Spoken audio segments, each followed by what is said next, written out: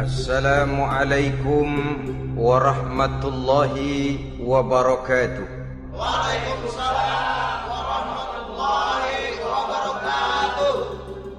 Bismillahirrahmanirrahim. Alhamdulillahi rabbil alamin. Wassalatu wassalamu ala ashrafil mursalin, imamil muttaqin, sayyidil ghurril muhajjalin, wa ala alihi wa ashabihil mujahidin at-tahirin, amma ba'du. Saudara-saudara kaum muslimin rahimakumullah. Satu hari ketika seorang ulama besar bernama Al-Imam Al-Faqih Abu Lais tengah berjalan-jalan di dekat kota Basrah, berkelumpulah sekelompok orang di dekat beliau. Mereka datang mengajukan satu pertanyaan. Imam, kami ingin bertanya. Di dalam Al-Quran itu Allah Subhanahu wa ta'ala menjelaskan, Ud'uni astajib lakum. Berdoalah kepadaku, aku akan jawab doamu. Mintalah kepadaku, aku kabulkan permintaanmu. Itu dan begitu janji Allah di dalam Al-Quran. Kami, kata orang-orang tadi, sudah lama berdoa kepada Allah. Tapi kenapa sampai sekarang doa kami ini belum dikabulkan? Katanya, Ud'uni astajib lakum. Kalau kamu berdoa, aku jawab, aku penuhi, aku kabulkan doamu. Itu janji Allah. Kami sudah lama berdoa pagi, sore, siang, malam. Nyatanya sampai sekarang doa kami belum dikabul-kabulkan. Ini bagaimana? Apa ayat Quran salah? Apa Tuhan lagi lempengan gak denger?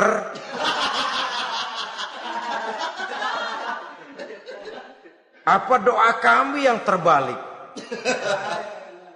Kelihatannya sepele saja ini. Doa tidak didengar oleh Allah. Permohonan tidak dijawab, tidak dikabulkan oleh Allah. Tapi sebenarnya kalau kita mau merenung, kemalangan apa yang paling besar dalam kehidupan ini? Selain daripada kalau permohonan dan doa kita sudah tidak dihiraukan oleh Allah. Artinya hidup sudah tidak diopeni oleh Allah. Jangankan Allah, saudara-saudara, kita nggak diopeni sama mertua saja bingung. Ini mertua diem aja, kalau saya salah apa salahnya, kalau ada yang dikepengenin apa kepengenannya, boyak ngomong kenapa diem begitu. Ini tidak diopeni oleh Allah.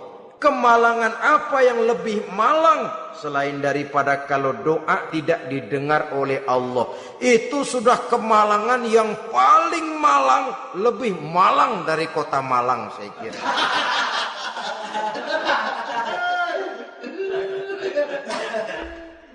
Menghadapi pertanyaan ini, Imam Al-Faqih Abu Lais senyum. Lalu beliau berkata, tuan-tuan, tahu kenapa doa tuan-tuan tidak dijawab? Permohonan tidak dikabulkan? Allah sudah tidak memperdulikan tuan-tuan ini? Kami tidak tahu, Imam, maka kami bertanya. Begini, hati tuan-tuan itu mati. Dari hati yang mati, channel tidak nyambung kepada Allah. Dari channel yang putus tidak ada getaran strom, bagaimana akan timbul gejala? Hatimu mati, jadi pantas kalau doa tidak dikabulkan, permohonan tidak dipenuhi, doa tidak terjawab, hatimu mati. Saudara-saudara kaum muslimin, dari hati yang mati ini, getaran tidak akan sampai ke hadratullah azza wa jalla. Nah, ini juga satu penyakit yang kita sangat khawatirkan, yaitu apabila hati kita sudah mati selagi jasad masih hidup. Artinya, jadilah kita bangkai berjalan di hadapan Allah Subhanahu wa ta'ala. Sementara kita sangat disibukkan dengan menggali berbagai macam jenis obat penangkal penyakit zahir, dan kita kurang perhatian untuk mencari obat penangkal penyakit batin yang kalau diserang penyakitnya menghancurkan kehidupan abadi di akhirat nanti. Perkembangan ilmu kedokteran nyata benar diikuti dengan perkembangan jenis-jenis penyakit. Makin maju ilmu kedokteran, makin modern penyakit. Ngerti juga rupanya itu penyakit. Dulu kita tidak kenal yang namanya AIDS. Kita tidak tahu yang namanya liver. Kita tidak kenal yang namanya stres.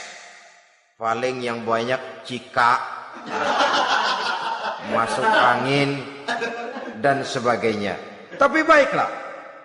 Penyakit-penyakit batin yang menyebabkan hati menjadi mati, dan dari hati yang mati doa tidak naik, tidak didengarkan oleh Allah Subhanahu wa ta'ala. Nah, kata orang-orang tadi, yang menyebabkan hati kami mati ini apa, Imam? Beliau menjawab, pertama, araftumullaha wa lam tu'tuhu haqqahu. Yang menyebabkan hatimu jadi mati, pertama, kamu kenal benar kepada Allah, tapi haknya untuk disembah, kewajibanmu untuk menyembah, tidak pernah kamu laksanakan. Bagaimana Allah tidak akan jauh dari kita kalau kita tidak akan mengadakan pendekatan kepadanya? Dan pendekatan kepada Allah hanya bisa kita tempuh melalui jalur kegiatan ritual ibadah. Allah akan terlalu jauh apabila kita hanya membicarakannya lewat filsafat dan renungan yang mendalam. Tapi Allah akan dekat dan terasa hadir dalam hidup apabila kita dekati Ia dengan pelaksanaan ibadah kepadanya. Kamu kenal Allah, tapi hakmu untuk menyembah, kewajibanmu untuk menyembah, haknya untuk disembah, tidak pernah kamu laksanakan. Kalau soal Allah kita kenal bukan main. Bahkan tidak hanya kita mengajarkan kenal juga kepada anak-anak kita. Kalau ditanya siapa pencipta matahari, bulan dan bintang, Allah. Siapa pencipta lautan, gunung, hutan belantara dan sungai-sungai, Allah. Siapa pencipta bumi, matahari dan sebagainya, Allah. Sembahyang apa enggak? Bagaimana nanti?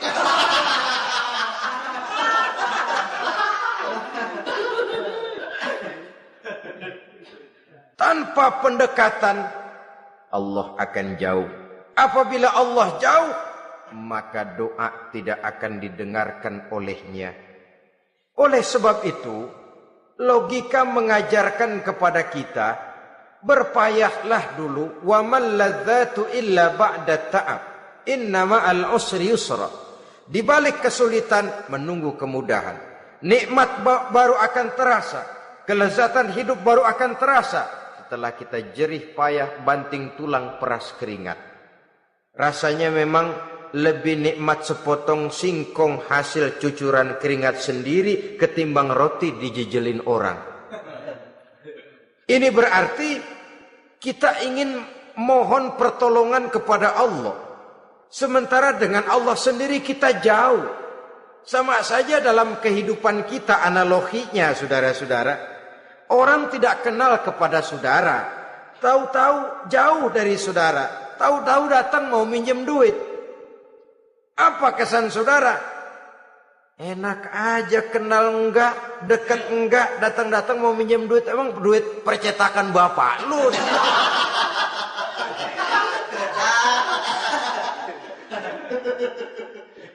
Sedangkan yang kita kenal, sedangkan yang kita bertemu tiap hari, sedangkan yang sering datang ke tempat kita, kalau satu saat dia pinjam duit, toh kita kadang-kadang masih mikir. Apalagi datang nggak pernah, berkunjung nggak pernah, ngobrol nggak pernah. Apalagi Kenal juga enggak pernah. Datang-datang mau minta. Macam apa? Datang nemuin Tuhan setahun 2 kali. Idul Fitri, doang Idul Adha. Doa cerewet banget. Apa ini? Apa aja diminta. Saudara hadirin, bagaimana doa akan kabul, permohonan akan dijawab? Jikalau kita jauh dari Allah, kita kenal Allah, haknya untuk disembah, kewajibannya untuk menyembah, tidak pernah kita laksanakan. Itu yang menyebabkan hati kita lalu menjadi mati. Padahal mengenal Allah, setelah mengenalnya, mengadakan pendekatan kepadanya melalui ritual ibadah yang dicontohkan oleh Rasulullah Sallallahu Alaihi Wasallam. Ini hal pertama yang menyebabkan hati jadi mati. Kamu terlalu kenal Allah tapi tidak pernah menyembah kepadanya. Sama aja orang kerja kagak, habis bulan mau minta gaji. Enak kita jitak kepalanya. Macam apa? Kerja enggak, tahu-tahu datang mau minta gaji. Kerja dulu yang baik, habis bulan baru. Enggak diminta pun memang sudah ada jatahnya. Ibadah dulu kita kepada Allah. Soal Allah memberikan karunia kepada kita, itu hak Allah. Apabila kita dekat dengannya, ibadah yang kita laksanakan benar, karunia itu akan datang kepada kita. Saudara-saudara, yang kedua yang menyebabkan hati jadi mati, qara'tumul Qur'an walam ta'malu bih. Kamu baca Al-Qur'an tapi ajarannya tidak pernah kamu amalkan. Kamu baca Quran tapi isinya kamu injak-injak. Sehingga ada peringatan dari Rasul sallallahu alaihi wasallam. Beliau bersabda, "Iza azzamat ummatid dunya wa fi riwayatin dinaron wa dirhaman nuzi'at minha haibatul Islam. Wa iza turikatil amru bil ma'rufi wan nahyu 'anil munkari hurimat 'alaihim barakatul wahyi. Wa iza tasabat ummati saqatat min 'ainillah." 3 peringatan keras tapi yang merupakan gejala penyakit kita umat Islam diperingatkan oleh Nabi kita. Pertama, iza azzamat ummatid dunya. Apabila umatku telah terlalu mengagung-agungkan dunia, apabila umatku telah jatuh menjadi umat yang materialistis, segalanya diukur dari sudut keduniaan saja, nuzi'at minha haibatul Islam, maka akan dicabutlah dari mereka kehebatan agama Islam. Hilang kehebatan Islam apabila kita jatuh menjadi umat pengagung dunia, penyembah materi. Nilai kita, keberadaan kita tidak dihargai orang lain. Orang memandang kita remeh saja. Orang Islam gak ada apa-apanya, bayar aja. Bisa dibeli, bisa diatur, bisa dikerjain, garap saja. Nuzi'at minha haibatul Islam, hilang dari mereka kehebatan Islam ini. Kenapa? Mereka telah mengagungkan dunia dan menjadikannya sebagai tujuan. Padahal dunia cuma alat, materi cuma alat, harta cuma alat.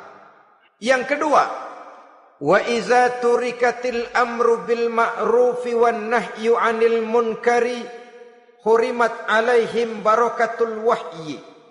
Apabila telah ditinggalkan amar ma'ruf dan nahyi munkar, maka hilanglah keberkahan wahyu. Ini yang ada hubungannya dengan masalah kita. Kita baca Quran, kita tidak amalkan isinya. Bagaimana hati tidak jadi mati? Amar ma'ruf dan nahi munkar ditinggalkan orang, hilang keberkahan wahyu. Pada saat itu boleh jadi Quran ada, tapi cuma tinggal tulisan saja. Islam ada, cuma tinggal sekedar nama saja. Diseminarkan, disimposiumkan, dimuktamarkan, tapi tidak dijabarkan dalam kehidupan sehari-hari. Apabila amar ma'ruf dan nahi munkar telah ditinggalkan orang, hilang keberkahan Quran. Akibatnya apa? Apabila amar ma'ruf tidak lagi digalakkan orang, nahi munkar tidak dilaksanakan orang, lalu orang menilai sesuatu menurut seleranya sendiri. Mana yang ma'ruf, mana yang munkar, tidak ada lagi patokan utama. Kalau baik kata otaknya, dia kerjakan. Tidak baik menurut otaknya, dia tinggalkan. Agamanya adalah otak, berhalanya adalah akal. Akhirnya umat kehilangan pedoman. Tidak lagi jelas mana batas yang ma'ruf, mana batas yang munkar. Dalam kondisi sedemikian, akhirnya akan terjadi penjungkiran nilai. Paling celaka nantinya, yang ma'ruf malah dianggap munkar, yang munkar malah menjadi ma'ruf. Peringatan ketiga dari Nabi, wa iza tasabat ummati saqatat min ainillah. Apabila umatku sudah saling berbantahan, apabila umatku sudah saling caci memaki, saqatat min ainillah, jatuhlah mereka dalam pandangan Allah Subhanahu wa taala. Hilang wibawa umat yang sudah saling mencaci maki, saling menjatuhkan, saling gasak, gesek, gosok. Justru agama menganjurkan kita ini saling asah, asih, asuh. Kadang yang kita praktekkan, kita ini saling gasak. Yang kedua, saling gesek. Yang ketiga, saling gosok. Gasak, gesek, gosok. Kacau kita ini. Saling gasak, menjegal kawan seiring, menggunting dalam lipatan. Saling gosok, fitnah sana, fitnah sini. Saling gesek, sikut kiri, sikut kanan. Tidak peduli orang lain luka dan sebagainya. Yang penting dia bisa nangkring. Jatuh kita dalam pandangan Allah apabila umat sudah saling mencaci maki. Maka kita kembali kepada persoalan, hal kedua yang menyebabkan hati jadi mati, qara'tumul Qur'an walam ta'malu bih. Kita baca Al-Quran tapi ajarannya nyaris tidak kita amalkan di dalam kehidupan kita. Akibatnya hati lalu jadi mati. Itu yang kedua. Yang ketiga yang menyebabkan hati jadi mati dan doa tidak terjawab, idda'aitum annakum min ummati Muhammadin sallallahu alaihi wasallam wa lam ta'malu bi sunnatihi. Kamu mengaku, kamu memproklamirkan diri sebagai umatnya Nabi Muhammad, tapi sunnahnya tidak pernah kamu amalkan. Malahan perkembangan paling akhir bukan saja tidak mau mengamalkan sunnah, malah mengingkari sunnah. Inna lillahi wa inna ilaihi raji'un. Oh, Nabi Muhammad itu manusia biasa seperti kita. Sebagai manusia dia bisa salah. Dan ternyata hadis banyak yang palsu. Yang otentik cuma Quran. Selebihnya adalah sejarah. Tidak ada itu sunnah. Langsung saja kepada Quran. Oh, hadis itu bukan sumber hukum. Oh, tidak perlu mengamalkan sunnah. Saudara-saudara kaum muslimin, mengaku kita umat Nabi, tapi sunnahnya kita campakkan, tidak kita amalkan. Setelah tidak kita amalkan, kita campakkan. Setelah kita campakkan, kita ingkari pula. Inna lillahi wa inna ilaihi raji'un. Bagaimana hati tidak jadi mati? Kalau siang malam kita memproklamirkan diri sebagai umat Nabi Muhammad, sementara sunnahnya kita campakkan, kita abaikan, dan kita ingkari dia. Sunnah itu. Padahal jikalau sekarang kita mengenal Islam, jikalau kita sekarang mengerti halal haram, tahu hak batil, bisa memilah dan memilih antara yang ma'ruf dengan yang munkar, itu utamanya adalah karena jasa Nabi Muhammad sallallahu alaihi wasallam. Yang dari generasi ke generasi dilanjutkan oleh para sahabat, oleh tabi'in, oleh tabi'it tabi'in, terus oleh para ulama-ulama sampai kepada kita sekarang ini. Walaupun beliau hanya berfungsi sebagai penyampai, tapi kepribadiannya dijadikan model oleh Allah Subhanahu wa taala di dalam kita melaksanakan kehidupan beragama. Bahwa beliau manusia seperti kita, memang dalam arti unsur biologisnya ya manusia, punya darah, punya daging, punya hati, punya perasaan, bisa sedih, bisa gembira, tetapi beliau itu termasuk basyarun la kal basyar, manusia yang tidak seperti manusia pada umumnya, punya spesifik, dan itu wajar sebagai seorang rasul pilihan Allah, apalagi merupakan rasul pilihan dari sekian puluh pilihan. Bahwa jamrud itu batu memang, tapi nilainya kan berbeda dengan batu kolar. Satu truk batu kolar dengan barangkali segenggam batu jamrud, nilainya tentu jauh lebih mahal batu jamrud. Kalau soal batunya, sama batunya, tapi nilainya berbeda karena esensinya berbeda. Kita manusia, Nabi Muhammad juga manusia, sama manusianya memang, tapi kualitasnya, nilainya tentu jauh panggang daripada api. Itu sebabnya Allah menjadikan beliau sebagai model. Laqad kana lakum fi rasulillahi uswatun hasanah. Di dalam diri Rasul itu terdapat contoh teladan yang sangat baik bagi kita. Oleh karenanya, pada pertemuan kali ini, apabila kita konsekuen mengaku umat Nabi Muhammad, marilah konsekuen juga menegakkan sunnahnya. Yang keempat, yang menyebabkan hati jadi mati dan doa tidak terjawab, akaltum ni'mata rabbikum walam tashkurulah. Tiap hari kamu makan nikmat Tuhanmu, tapi kamu tidak pernah mau bersyukur kepadanya, kepada Allah Subhanahu wa ta'ala. Nikmat Tuhan kita doyan banget, tidak pernah sehari dan sesaat pun terlepas diri dan hidup ini dari nikmat-nikmat yang diberikan Allah. Sejak kita bangun tidur sampai tidur kembali, bahkan tidur itu sendiri, di pasar, di sawah, di kantor, dimanapun kita berada, gak pernah nikmat Allah berhenti. Hidup kita dalam alam diberikan segala fasilitas untuk menunjang kehidupan. Gak pernah Allah pasang pajak matahari, gak pernah Allah pasang pajak gas udara. Nikmat-nikmat yang banyak itu tiap hari kita kecap, tiap hari kita nikmati. Tapi kita tidak pandai bersyukur. Padahal Allah memberikan peringatan keras dalam hadis qudsinya. Man lam yashkur ala na'mai wa lam yasbir ala balai falyakhruj min tahti samai wal yatlub rabban siwaya. Siapa yang tidak mau bersyukur terhadap nikmat yang aku berikan kepadanya dan tidak mau bersabar terhadap ujian yang aku berikan kepadanya, silahkan keluar saja dari kolong langit ini dan cari Tuhan selain aku. Diusir oleh Allah.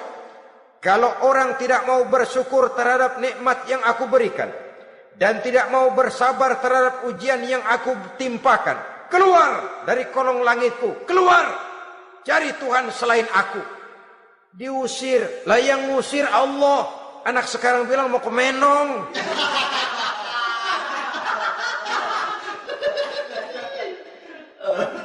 Kalau diusir kita dari Jakarta, masih bisa pindah ke Bandung.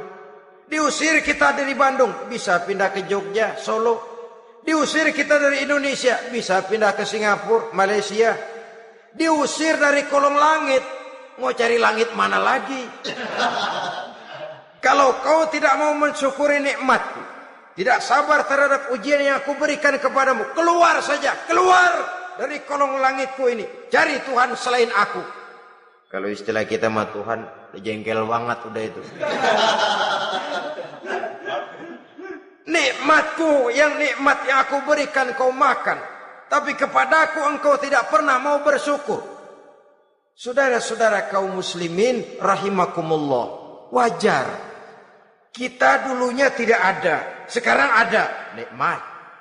Susunan biologis manusiawi kita demikian cantik, nikmat. Tinggal di bumi, fasilitas yang kita perlukan disediakan, tinggal kemampuan kita mengelolanya. Nikmat. Diberikan kita otak yang membedakan kita dengan binatang, nikmat. Diberikan kita agama, diutus para rasul untuk jadi model dalam kehidupan kita, nikmat. Kalau cara kita emang kurang apa sih? Apa yang kurang, hai manusia? Engkau tidak ada, aku adakan. Kalau aku perintahkan kau tinggal di bulan, mungkin kau tidak akan sanggup hidup. Begitu lahir juga kelepek-kelepek habis.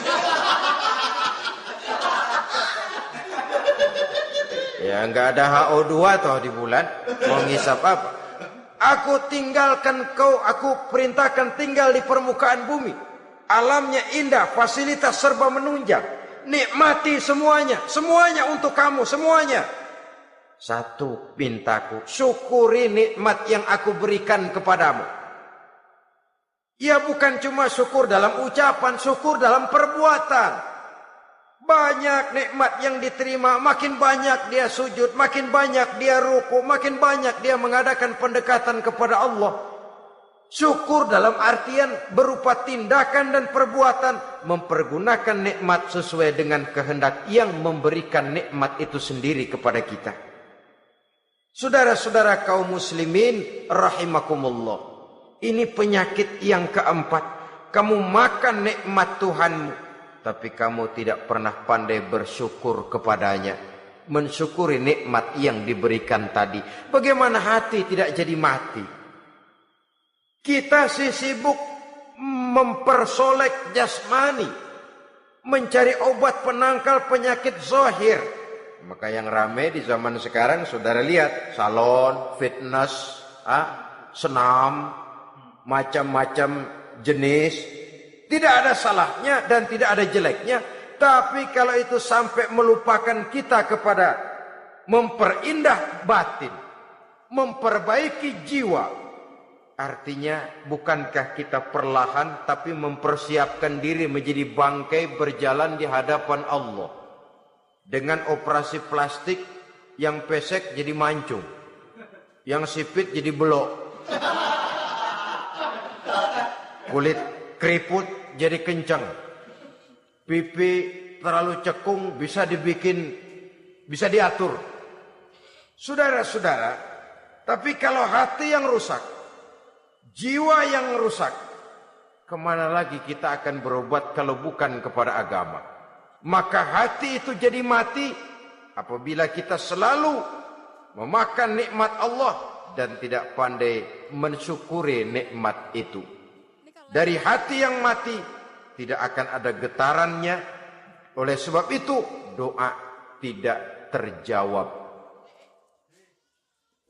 Selanjutnya, yang menyebabkan doa tak terjawab dari sebab matinya hati, qultum annal mauta haqqun wa lam tasta'iddu lahu.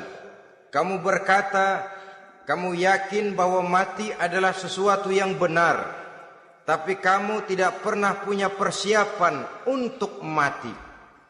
Padahal menurut logika, orang yang akan bepergian jauh tentu dia harus mempunyai bekal yang cukup. Semakin jauh jarak perjalanan yang akan ditempuhnya, semakin banyak perbekalan yang harus dibawanya. Dahulu, seketika beberapa jamaah dari Yaman akan melaksanakan ibadah haji dengan nekat, mereka berprinsip, pokoknya kan berangkat haji jadi tamunya Allah, nanti Allah yang akan ngelayanin. Mereka nekat, modal badan doang berangkat. Diadukan kepada baginda Rasul, lalu turun peringatan dari Allah, wa tazawwadu fa inna khairaz zadi taqwa. Jangan begitu, bawa bekal. Sesungguhnya bekal yang paling baik adalah takwa. Bahwa berangkat dengan bekal takwa itu bekal yang paling utama. Tapi bekal-bekal yang lain pun jangan diabaikan. Kalau kita akan berangkat untuk tujuan yang baik, bekal yang paling utama memang takwa. Tapi tidak berarti harus mengabaikan bekal-bekal yang lain. Begitulah, semakin jauh perjalanan yang akan kita tempuh, semakin banyak bekal yang harus kita hadapi. Kalau saudara mau pergi ke Surabaya, tidak membawa bekal kemudian berani berangkat, rasanya sih saya pikir itu bukan berani, nekat namanya. Sama saja orang belum pernah sembahyang mati. Nekat tuh orang. Berani amat. Belum berbuat kebaikan barang sedikit pun sudah mati. Nekat namanya itu. Sama saja tadi, nggak bawa bekal apa-apa berangkat ke Surabaya. Sampai Surabaya belum tentu, sengsara udah jelas. Belum punya bekal yang baik sudah mati. Sampai ke surga belum tentu, tapi kebelangsak dan sengsara rasa-rasanya pasti itu. Oleh karena itu, kalau kita yakin mati sesuatu yang benar, sesuatu yang pasti datang menimpa, maka hendaklah kita mempersiapkan bekal. Kemudian idda'aitumun najata minan nar wa ramaitum fiha anfusakum. Kamu memproklamirkan diri ingin selamat dari neraka, tapi kamu lemparkan dirimu ke dalam neraka. Bagaimanapun bajingannya bajingan, kalau ditanya ente mau masuk neraka enggak? Jawabannya pasti enggak. Itu pasti perbuatannya sendiri yang melemparkan dirinya ke dalam neraka, membiarkan dirinya berlarut-larut, bertimbun-timbun dalam dosa dan kesalahan, dan tidak akan ada niatan untuk memperbaiki diri. Hanyut di meja judi, habis ditelan minuman keras, fitnah sana, fitnah sini, hasud sana, hasud sini. Padahal mulutnya ingin selamat dari neraka, perbuatannya malah melemparkan dirinya ke dalam api neraka. Tidak ada orang yang lebih sayang kepada diri kita selain kita sendiri. Dan menyayangi diri itu tidak cuma dengan memandikannya sehari 3 kali, memakaikannya parfum dengan segala macam merek, memakai sabun yang wangi-wangi, minyak yang harum-harum. Lebih daripada itu, jaga dan sayangi diri. Jangan jatuhkan dia ke dalam perbuatan-perbuatan yang bisa menjerumuskan diri itu ke dalam neraka. Kemudian disambung oleh Imam Al-Faqih Abu Lais yang menyebabkan doa tidak terjawab karena hati mati. Idda'aitum dukhulal jannah walam ta'malu laha. Kamu ingin masuk surga, tapi kamu berat mengamalkan perbuatan yang bisa menyampaikan kamu ke surga. Semua kita kalau ditanya mau masuk surga, mau. Tapi jarang yang berlomba melakukan perbuatan-perbuatan yang bisa menyampaikan kita ke surga. Kemudian yang terakhir kata Imam Al-Faqih Abu Lais, dafantum mautakum walam ta'tabiru laha. Kamu menguburkan orang yang mati di antara kamu, tapi kamu tidak bisa mengambil iktibar, tidak bisa mengambil pelajaran dari mayit yang jenazah yang kau kuburkan itu. Mestinya kan nguburin orang tuh membuat sadar. Iya, kalau sekarang dia saya baringkan di liang lahat, menghadap ke arah kiblat, bantalnya tanah, setelah itu ditutup dengan papan, lalu ditimbun dengan tanah. Iya, sekarang giliran dia, giliran saya, entah besok, lusa, bulan depan, tahun depan, tapi pasti mengubur mayat, mengubur jenazah, tapi tidak bisa mengambil iktibar dari yang dilaksanakannya itu. Ini merupakan penyakit-penyakit batin yang merupakan handicap, yang menimbulkan jarak antara kita dengan Allah Subhanahu wa ta'ala.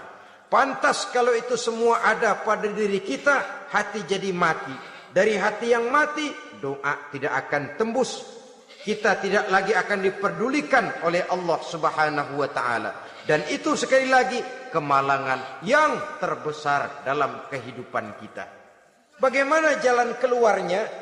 Pertama, memperbaiki batin kita, menyelamatkan diri daripada penyakit-penyakit yang bisa mematikan hati seperti yang sudah saya sebutkan tadi. Yang kedua, berdoa dengan adab. Sehingga tata cara di dalam kita bermohon kepada Allah Subhanahu wa taala dibicarakan secara khusus oleh Al-Imamul Ghazali dalam kitab Ihya beliau yang disebut adabud doa. Adab di dalam kita melaksanakan doa kepada Allah Subhanahu wa taala. Setelah batin ini bersih dari penyakit-penyakit hati yang bisa menyebabkan hati jadi mati, berdoalah kita kepada Allah. Bagaimana adabnya? Kata Imamul Ghazali rahimahullah, yang pertama hendaklah ia di dalam berdoa itu memilih waktu yang mulia. Minal awqatis syarifah, kata beliau. Memilih waktu-waktu yang punya nilai mulia. Ramadan dalam 1 tahun, Jumat dalam tiap minggu, sepertiga malam yang akhir pada setiap hari. Waktu-waktu yang punya nilai mulia. Walaupun misalnya saudara berdoa pada hari Kamis, tidak ada halangannya Allah mau kabulkan. Ini tidak berarti bahwa kalau sudah berdoa hari Jumat lalu hari Kamis tidak mau berdoa, tidak. Lebih memilih mengintai waktu-waktu yang punya nilai mulia. Lailatul Qadar sekali dalam setahun, waktu-waktu yang punya nilai mulia. Logikanya begini, saudara-saudara. Kalau kita datang ke rumah seseorang, tujuan utama kita minjem duit, yang paling pertama kita perhitungkan tanggal berapa nih? Kan itu toh, tanggal berapa? Kalau tanggal 20 atu minjem duit, orang lagi ngap-ngapan. Boro-boro dia bisa minjemin, dia sendiri mungkin lagi pusing. Kita lebih dulu kita amatin tanggal berapa nih? Yang enak sore apa siang? Jam 2. Jam 2 dia baru pulang dari kantor, tapi giliran tidur. Kalau dia tidur dibangunin datang mau minjem duit, kagak dimaki-maki sudah kebagusan deh. Kan kita lihat waktunya, timingnya kata orang sekarang. Tanggal berapa, sore apa malam, apalagi gulem apa terang bulan. Itu semua sudah kita atur sedemikian rupa, memilih waktu. Yang kedua kata Imamul Ghazali, memilih keadaan yang istimewa. Kalau tadi soal waktu, yang kedua soal keadaan. Ada situasi-situasi di mana doa itu diijabah oleh Allah Subhanahu wa taala. Di antaranya kata Imam Abi Hurairah, "Inda zahbi sufuf fi sabilillah." Pada waktu mengatur barisan perang membela agama, di situ doa kabul. Inda nuzulil ghais, ketika turun gerimis, di situ doa makbul. Inda iqamis shalah, ketika salat mau didirikan, riwayat lain bainal azan wal iqamah, antara azan dan qomat, di situ doa makbul. Itu memilih keadaan-keadaan. Kemudian yang ketiga kata beliau, berdoa menghadap kiblat. Ya, apa kalau doa madhab mudik Tuhan kagak tahu? Tahu. Tuhan gak dengar? Dengar, cuma lebih etis. Lebih etis kalau kita berdoa menghadap ke arah kiblat. Saudara-saudara kaum muslimin rahimakumullah. Yang keempat, hifdzus shaut, menyederhanakan suara. Tidak terlalu keras, juga tidak terdengar orang lain, apalagi kalau doa kita diaminkan oleh orang lain. Tidak usah terlalu keras. Kenapa? Karena Allah yang kita meminta kepadanya bukan zat yang tuli, bukan zat yang buta, bukan zat yang tidak dengar, bahkan dia maha dengar. Juga tidak terlalu seperti orang berbisik-bisik, apalagi kalau doanya doa bersama-sama. Tapi kadang-kadang terdorong oleh husnuzon dari para makmum saja. Tidak peduli apa yang dibaca oleh imam, yang kedengaran cuma amin aja gerengan. Amin, amin, amin, amin, amin, amin.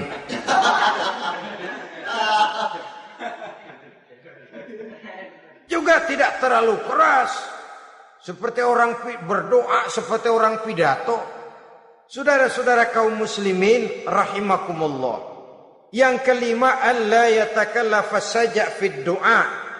Dalam berdoa, kalau istilah kita, jangan nyelongcong. Suja' ini menunjukkan sikap berani kepada Allah. Misalnya ada orang berdoa, ya Allah ampunilah saya kalau engkau mau. Kalau Allah mau.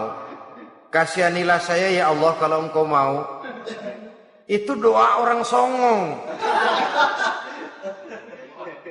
Atau sama saja, ya Allah berilah saya rezeki dikit aja. Emang kenapa pakai begitu? Allah yatakallafa saja fid du'a. Yang keenam kata Imamul Ghazali, at-tadarru' wal khusyu'. Dengan tadarru' dan khusyuk, dengan sikap tawadu, benar-benar ya seperti kita lah kalau datang memang menghajatkan pertolongan dari seseorang, segala action kita atur supaya hajat kita itu kabul, kan begitu. Kadang-kadang istilah orang kalau perlu ngesor mah ngesor dah, yang penting permintaan dikabulkan, gitu saja. Kita lihat sekarang ini, ramai orang bicara soal film-film Parno. Kelihatannya pendatang-pendatang baru, pokoknya asal bisa main dah, bugil ya bugil dah. Yang penting nyohor, bisa tampil.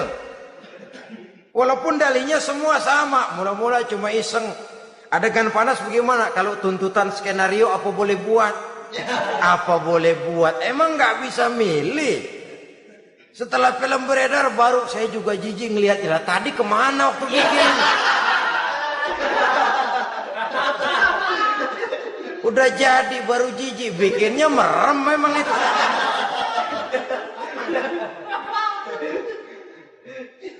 Tapi ada satu analogi, asal bisa main, asal bisa tampil di layar, apa saja jadi taruhan sudah. Bugil ya bugil dah.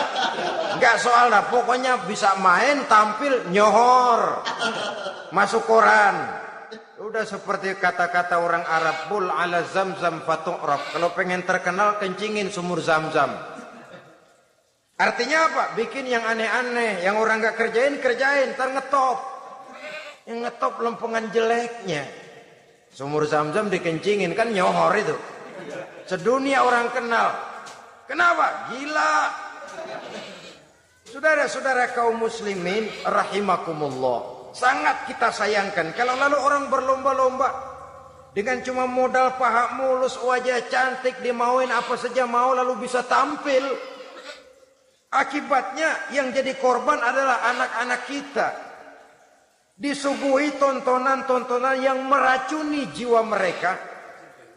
Walaupun akibatnya barangkali ya lain seperti band orkes dengan film, memang akibatnya tidak langsung ya. Kalau band orkes akibatnya langsung, dia bisa berantem di tempat lokasi. Film orang nonton tahu dia di tempat itu, bukan di tempat itu dia praktek, pulang jadi pikiran dia.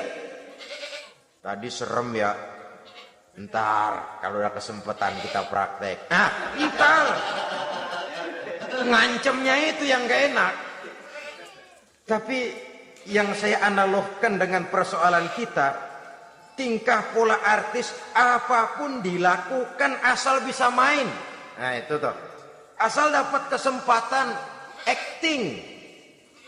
Dalihnya ya tuntutan skenario lah, iseng lah, macem-macem lah. Tapi yang jelas satu target, saya harus dapat kesempatan main. Untuk sampai ke situ, cara apa saja harus saya tempuh. Tidak peduli harus menginjak-injak norma dan budaya bangsa yang luhur. Tidak peduli harus bertentangan dengan kaidah agama. Tidak peduli hasilnya meracuni umat masyarakat, terutama generasi muda. Yang penting kan ngetop. Saudara-saudara, baiklah ya, itu soal lain. Tapi soal kita ialah at-tadarru wal khusyu'. Bermohon kepada Allah dengan tadarru', khusyuk dan tawadu. Seperti kalau kita mau bermohon kepada seseorang, kita malah merendahkan diri. Pak, saya memang orang gak mampu, Pak. Utang saya udah selebar kampung, Pak. Anak udah 16 seperempat. Apa saja kita meratap, menghibah, mengeluh, merintih, ujungnya kan yang penting gue pinjam duit dapat dah gitu. Apa kayak diomongin, pokoknya pulang bawa duit, itu saja. Itu strategi manusiawi. Kalau ini kita adakan konteks, oh iya, kepada Allah lebih lagi kita tadarruk, khusyuk, tawadhu. Doa dengan tawadhu, sebab kita akan bermohon kepada yang serba maha. Menghadap ke arah kiblat, duduk bertafakur dengan khusyuk, tawadhu. Jangan doa sembari tolak pinggang.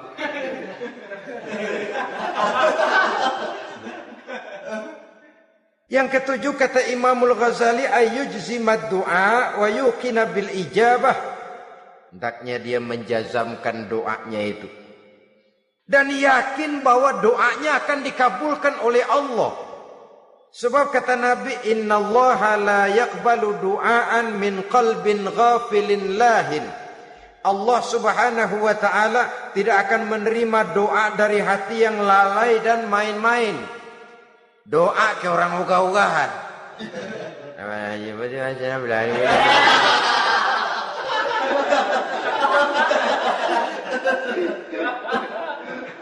Kali malaikat nyongok dong, lu minta apa lu?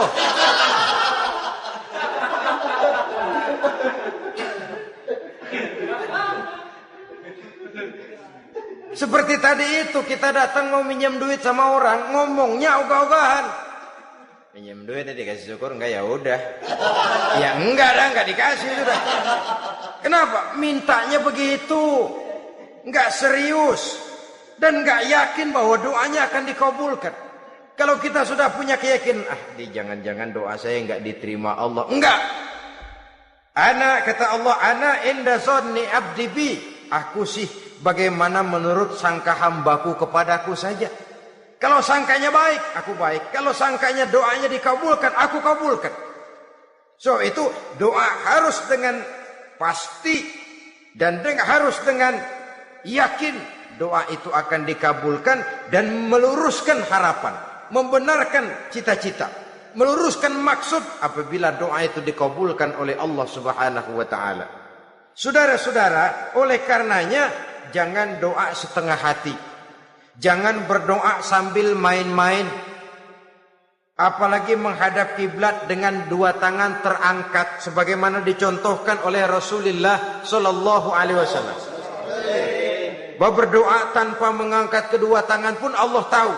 Allah dengar. Tapi kelihatannya kurang serius. Seolah-olah terserah ada Tuhan, mau dikasih ya kasih, enggak ya udah. Seolah-olah kita tidak serius dalam berdoa. Kemudian yang berikutnya kata Imamul Ghazali, ayyaftatahad du'a bi zikrillah fala yabda'u bisu'al.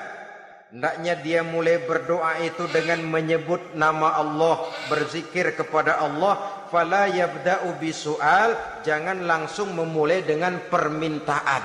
Ini tata krama etisnya. Sama juga orang kirim surat, salam sejahtera kami haturkan, padahal mah nggak ada itu juga nggak apa-apa. Itu kan maksud mukaddimah saja. Besar harapan kami semoga Bapak dan keluarga di sini pun berada dalam keadaan sehat walafiat. Selanjutnya kami telah dengar dari berbagai teman tentang kedermawanan Bapak, tentang bantuan Bapak di berbagai bidang yang menyangkut sosial pendidikan. Sehubungan dengan itu maka kami bermaksud mengajukan permohonan. Baru masuk itu mah 15 kalimat kesenuin, urusan lain. Intinya sehubungan dengan itu kami bermaksud memohon kepada Bapak. Kita mulai, salam sejahtera kami haturkan, bersama ini pula kami, macam-macam lah. Sama juga seperti tadi itu, kita datang mau minjem duit, datang karena kita tahu datang habis bulan, malam terang bulan, udaranya sejuk, ngobrol lah kita, dapet teh, apa kabar Pak? Baik. Aduh Bapak sih, untung dah Pak, kaya, pemurah lagi. Saya tahu Bapak banyak nyumbang di mana-mana. Di Angon aja tuh orang di Angon.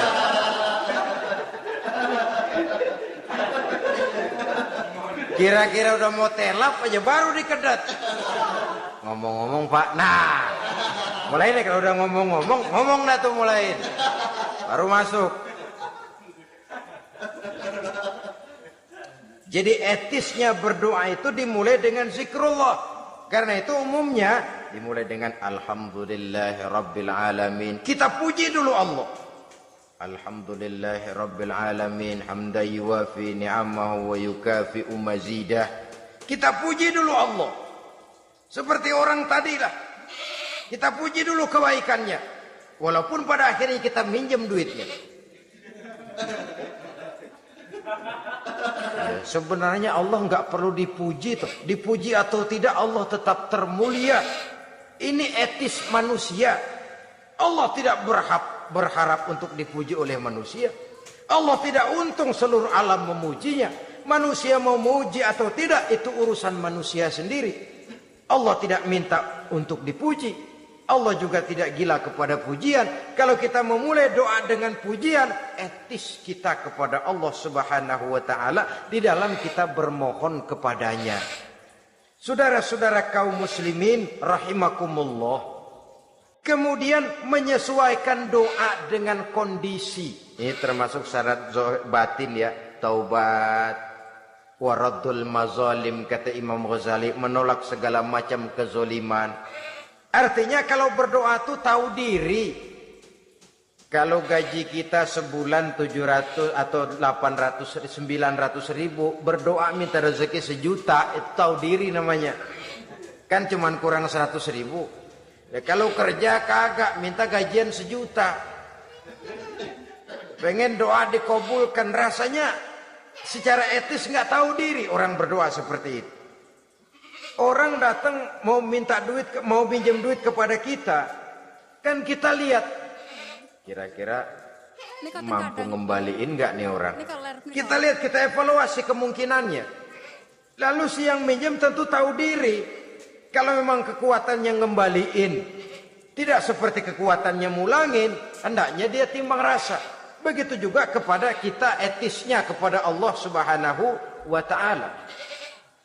Tahu diri, menyesuaikan doa dengan keadaan.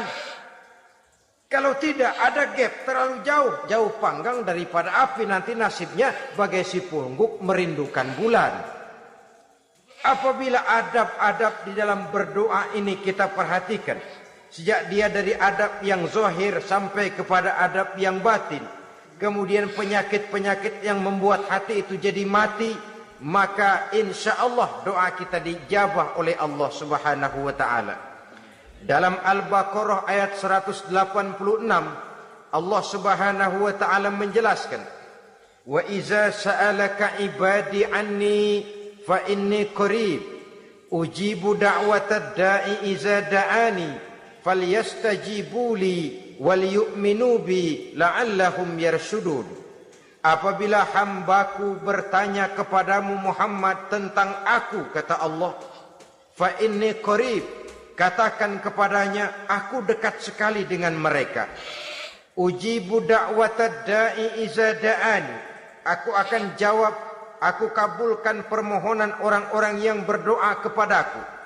Falyastajibu li wal yu'minu bi, maka hendaknya mereka juga menjawab panggilanku atas dasar iman kepadaku.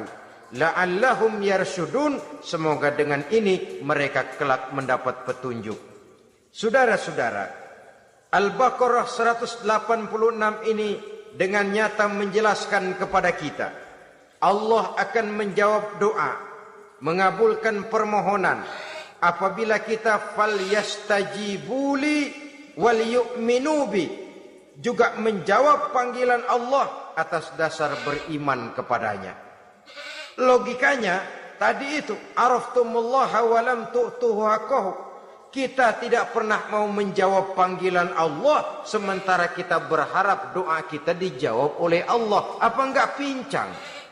Apa enggak berat sebelah? Panggilan Allah kita berat memenuhinya. Sementara kita sangat berharap agar permohonan kita, seruan kita dikabulkan oleh Allah.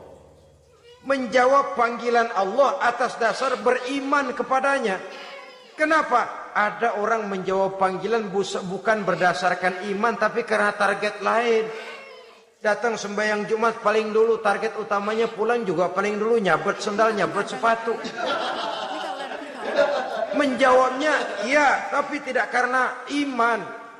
Jadi apabila kita rajin menjawab panggilan Allah atas dasar beriman kepadanya, maka seruan, permohonan, doa niscaya dikabulkan olehnya.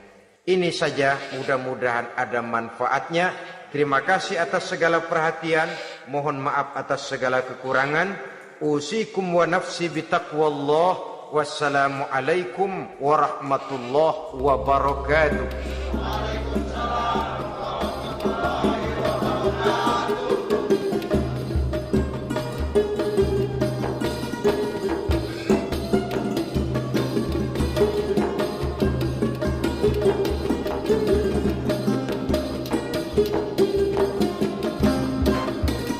you.